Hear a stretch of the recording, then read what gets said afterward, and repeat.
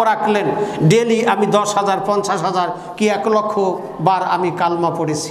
এইভাবে আপনি 10 বছর পড়তে থাকেন। 10 বছর পর আপনি যদি হিসাব করেন যে প্রতিদিন আমি লক্ষ লক্ষ বার কালমা শরীফ পড়েছি, 10 বছর পার হয়ে গেছে। আর ঠেকায় কি পলসিরাতে এক ধাক্কায় পার হয়ে জান্নাতে চলে যাব, আর লাগবে না। এটা একটা সীমারেখা, এর কোনো সীমারেখা নেই। 12 বছর থেকে শুরু করে এরকম একটা দিন আমাদের সমাজে গিয়েছে, মৌতবাড়ির কালমা ছানিতে দাওয়াত নির্ধারিত কয়েকটা লোক পেত সমাজে। কথা বলেন, এরকম ছিল না?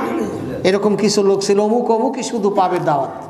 আর এর মধ্যে কিছু মানুষ ছিল অগ্রিম কিছু কালমা শরীফ পড়ে রাখতো তার পোটলার মধ্যে। কথা বলেন না কেন? অগ্রিম কিছু 2-10 লাখ তার স্টকে থাকতো। এখন মনে হয় আছে না?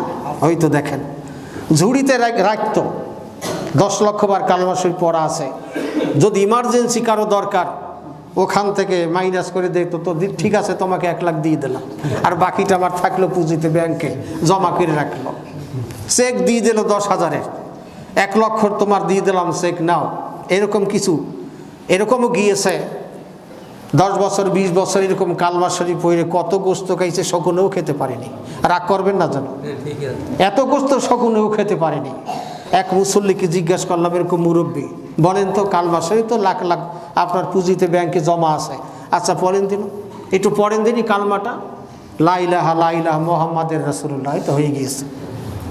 আমি বললাম এইভাবে যত কালমা শরীফ পড়ে গোস্ত খেয়েছেন, যদি বাঁচতে হয় গোস্তগুলো বাড়ি বাড়ি ফেরত দিয়ে আসেন। এরকম কালমাও গিয়েছে। কথা বলেন না কেন?